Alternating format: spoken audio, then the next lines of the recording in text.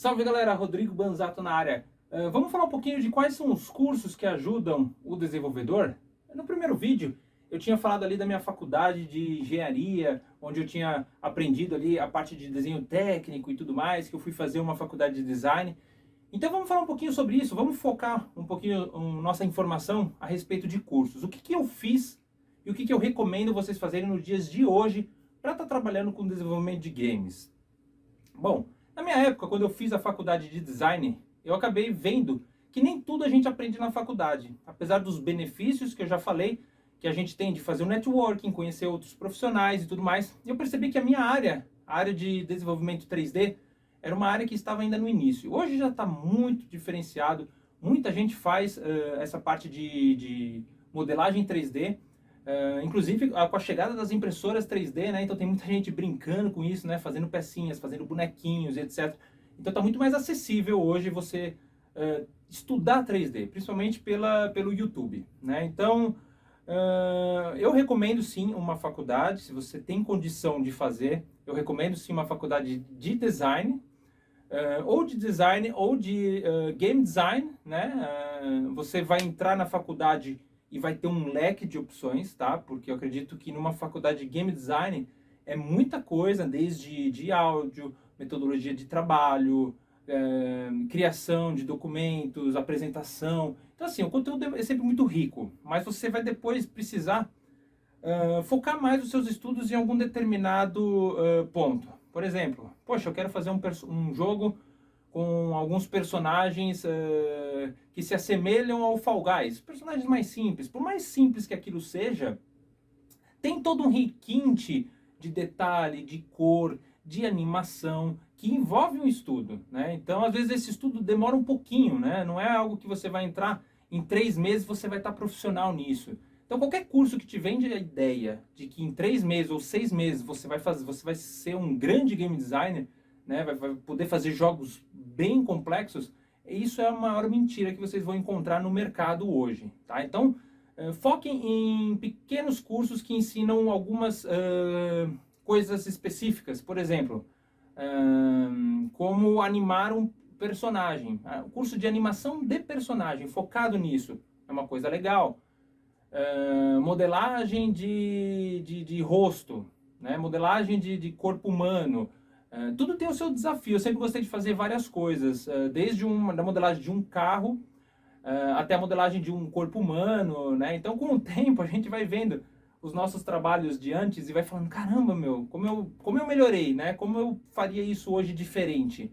Então, tem alguns projetos que ficam ali no nosso portfólio que a gente acaba nem mostrando mais, porque né, a gente já está com uma outra visão de trabalho, né? A gente vai ficando, com o passar do tempo, cada vez mais detalhista. Então, quando eu vou fazer uma mão, por exemplo, se eu fosse fazer uma mão, modelar uma mão hoje, a gente sempre pensa em como você vai mostrar essa mão, porque você precisa otimizar o seu tempo, né? Quando você vai fazer um jogo, você não pode fazer tudo da melhor maneira possível, você vai ficar a vida inteira fazendo aquele jogo, né? Então vamos supor que essa mão é de um personagem que passa uma vez só no jogo correndo de um lado para o outro.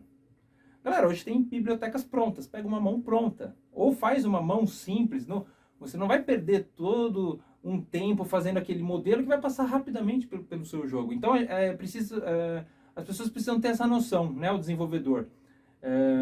Inclusive de detalhe, né? Se é alguma coisa que fica longe da câmera, não precisa ter tanto detalhe. Se é alguma coisa que vai chegar bem perto, igual o palhaço, tem lá o vídeo de apresentação dele, ele chega bem perto da câmera. Então eu acabei fazendo todo em 4K, né? Então você tem o rosto e o chapéu em 4K, a roupa, a parte da blusa em 4K, as pernas em 4K. 4K que eu falo é alta resolução, 4000 pixels, 4096 pixels.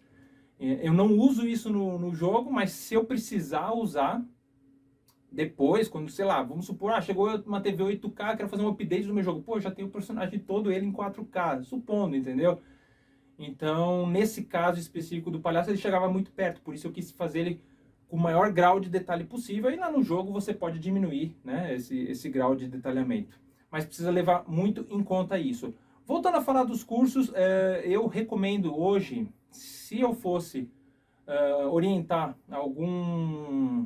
algum jovem que esteja querendo fazer desenvolvimento de games, é procurar aula particular. É a melhor coisa que você vai poder ter, pessoal. Primeiro, você vai saber quem é que está te dando aula particular. Às vezes você vai fazer algum curso em alguma escola e tal, e você nem sabe o nome do professor. Você chega lá, você acaba às vezes... Não estou falando que isso acontece, estou falando que pode acontecer. Você chega lá e se decepcionar, o cara nunca fez nenhum jogo na vida, não fez nenhum trabalho, ele sabe a parte técnica.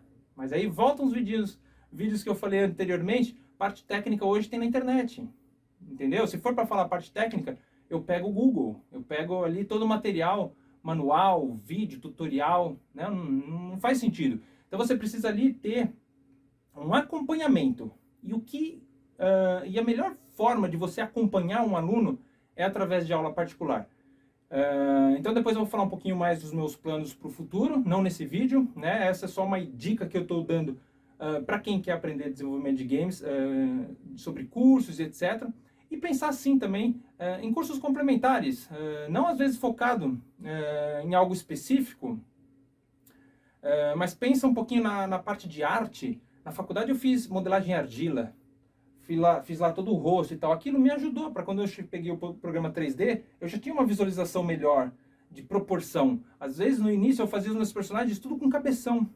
E aí todo mundo falava, pô, tá estranho, pô, a cabeça tá grande. Eu ia lá medir na escala de cabeças, a altura do corpo e tal, e eu vi realmente, era uma tendência eu fazer os personagens com uma cabeça grande.